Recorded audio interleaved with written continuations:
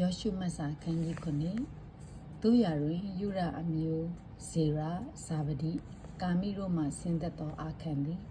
ချိန်အပ်သောအရာကိုသိမ်းယူ၍ထိုအရာအဖြစ်ဣတိလအမျိုးသားတို့သည်ပြစ်မှားသောအပြစ်ရှိသောကြောင့်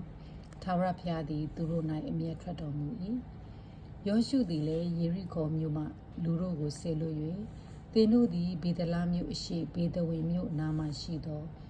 အာဣမြို့သို့သွား၍ထိုပြည်ကိုကြည့်ရှုကြလော့ဟုမှာသည့်အတိုင်းသူတို့သည်သွား၍အာဣမြို့ကိုကြည့်ရှုပြီးလျှင်ယောရှုထံသို့ပြန်လာ၍ဤသူတို့ကိုအကုန်အစင်မသွားပါစေနှင့်လူ2000-3000လောက်သွား၍အာဣမြို့ကိုလှုပ်ကြံပါစေထိုမြို့သို့သားရာတွင်ဤလူအပေါင်းတို့ကိုမပင်ပန်းပါစေနှင့်မြို့သားတို့သည်မများပါဟုလျှောက်သည်နှင့်အညီလူ3000ခန့်မြချီသွား၍အာဣမြို့သားတို့ရှေ့မှပြေးရကြ၏အာဣမြို့သားတို့သည်လူ36ယောက်တို့ကိုတတ်ကြ၏မြို့တကားမှသည်ရှေဗရင်အရက်တိုင်အောင်လိုက်၍ထိုအရက်၌ဆင်းသက်ရာတွင်လှုပ်ကြံကြသောကြောင့်လူများတို့၏စိတ်နှလုံးသည်အည်ကြို၍ရေကဲ့သို့ဖြစ်လေ၏ထိုအခါယောရှုသည်မိမိအဝတ်ကိုဆုပ်၍ဣသရေလမြို့အသက်ကြီးသူတို့နှင့်တကွ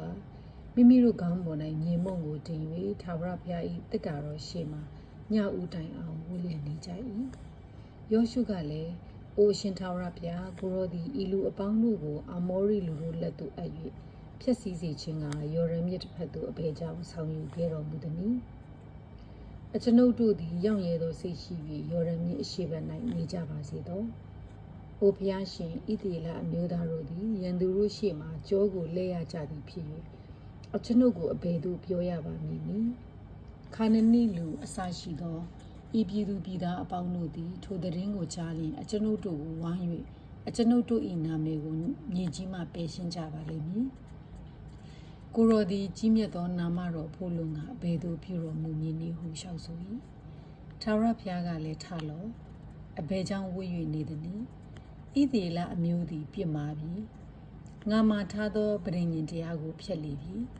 ကျိန်အပ်သောအရာကိုခိုးယူ၍ပရိယေပြုသဖြင့်မိမိဥစ္စာထဲမှထားလေပြီ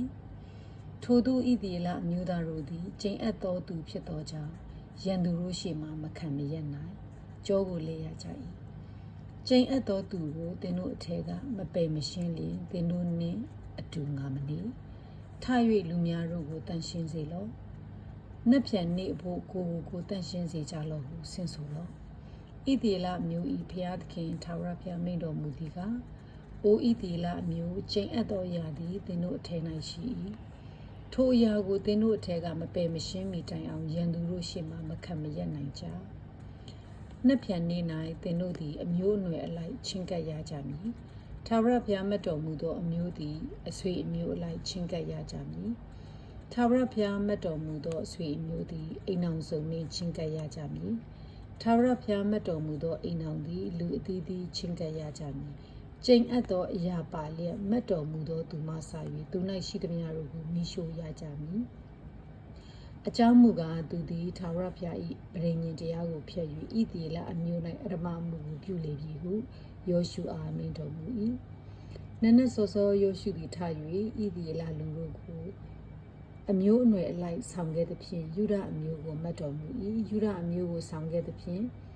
ဇေရိအဆွေအမျိုးကိုမတ်တော်မူ၏ဇေရိအဆွေအမျိုးအိမ်အောင်စုံ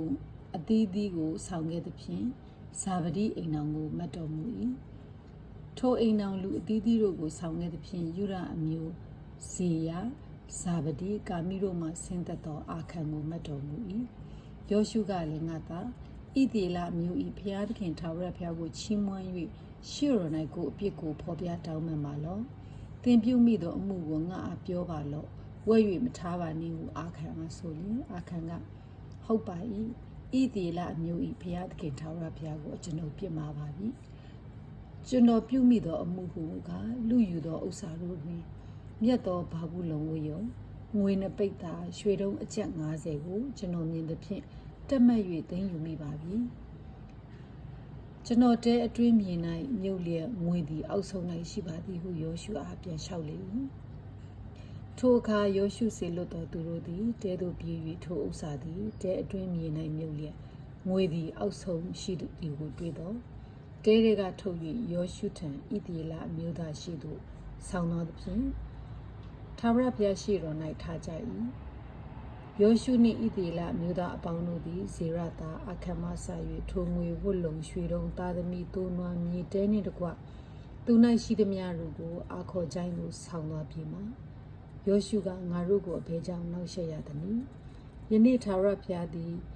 တင့်ကိုနောက်ဆက်တော်မူမည်ဟုဆိုသဖြင့်ဣသေလမြို့သားအပေါင်းတို့သည်ကြောက်ခဲနှင့်ပြစ်ကြ၏။ကြောက်ခဲနှင့်ပြစ်ကြပြီးမှမိရှို့ကြ၏သူ့အပေါ်၌များစွာသောကြောက်တို့ကိုပုံထားကြ၍ယနေ့တိုင်အောင်ရှိ၏ထာဝရဘုရားသည်လည်းအမျက်တော်အရှိန်ကိုငြိမ်းစေတော်မူ၏ထိုအမှုကိုအစွဲပြု၍ထိုကြိုင်းကိုယနေ့တိုင်အောင်အာခေါ်ကြိုင်းဟုခေါ်ကြသည်အခန်းငယ်1-26